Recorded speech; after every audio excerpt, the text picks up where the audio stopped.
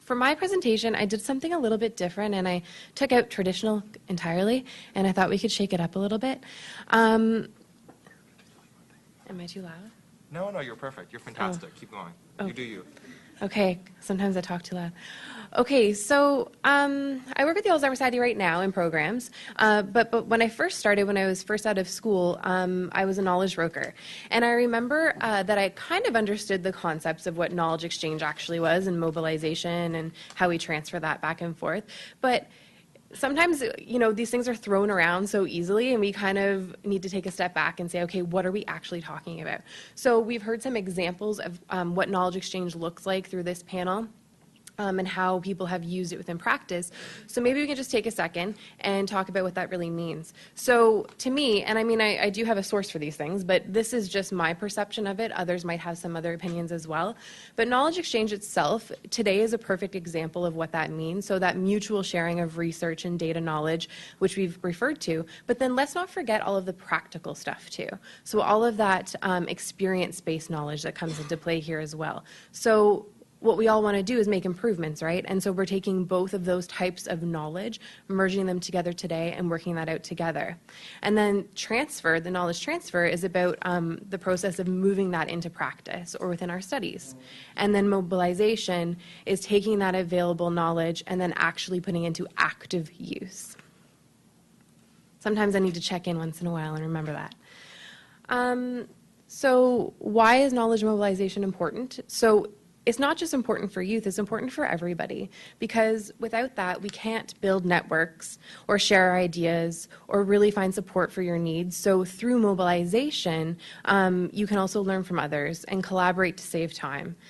Work with other people who have very similar interests, needs, and goals, and then take your ideas and put them into action. So today, we heard about all the different things everybody's doing, right? So maybe you thought when you were working within your own little bubble, I'm the only one that cares about this, and you know, I'm doing all of this work and I really need to move it forward.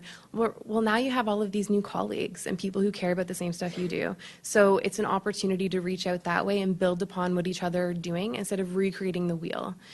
Sometimes when I talk about knowledge exchange, people say, yeah, but who has the time to sit down and talk about this stuff or go on to the Brain Exchange webinars? Who has time for all of this? But I think what we forget is that actually saves a lot of time and resources in the long run, right? Because, yeah, it might take you a little time in the beginning when you're starting out a project to reach out to people and wait for them to get back to you and all of that. But the benefits are amazing at the end. So how can we actually make it happen? So again, today, this is a good start, but sometimes you just need to kind of sit back and assess a little bit and really find out what you're asking for, just like when you're starting out a research project. So what do you want to share? What do you need? What are the various groups or projects that already exist? Who might be interested in the same topic? And then what are your actual goals at the end of the day? And then where can you go for the help? So it seems simplistic, but it's that nice way of taking that step back and sorting through everything, making sure that you understand what you're looking for when you go out to others to start off those conversations. For me, I'll just give a quick example. In program development, I do this all the time. So what we try to do over the last couple of years, I find that the Alzheimer's Society of Ontario and all of the local societies have, and other provinces too, have been getting better at being more inclusive. So we talked a lot about inclusivity today. So before we go ahead and start creating things, we check in with our service users, the people with dementia and the care partners, to see what are the gaps out there in your community. What do you need to live well with dementia? Like, how can we actually help? And then also reaching out to partners, potential partners out there. So I'll give a more concrete example. We have a new program in Ontario called Minds in Motion. It started off as a pilot 2 years ago here. We stole it from British Columbia with their acknowledgement. They allowed us to do that. Obviously, we worked together in partnership to kind of pull that model here. It's an exercise program for people with dementia with their care partners. It's not respite. It's an experience they can have together. And also a therapeutic recreation component to that. So they're doing some social mobilization exercises as well. And they're not being run in the Alzheimer's Society, they're being run in our communities. So that was a whole new world for us. And we knew that we didn't have the expertise in physical activity. Oh, 2 minutes.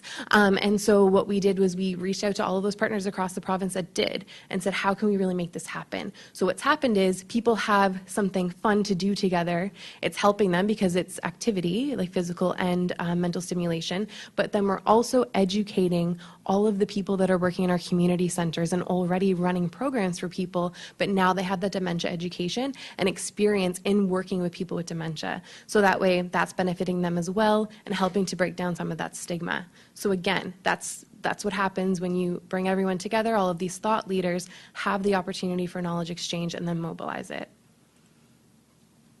And then, you know, for some next steps, I don't think I need to go into this too much, but you know, we talked about platforms like the Brain Exchange. There's also Seniors Health Knowledge Network and many others out there where you can, you know, start your own networks or tap into other ones that are already existing. I think when we have the opportunity to do this, we don't feel alone anymore, whether it's within your studies and you feel like, you know, nobody else is thinking the same way you are, or within your workplace.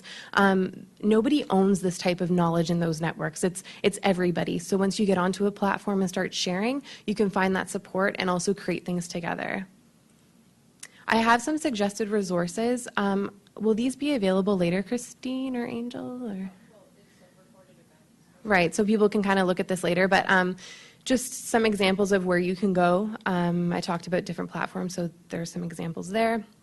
And I'd be very happy to talk with anyone later about what we're doing at the Society, or if you're interested in working together on anything, there's my information right there. So thank you.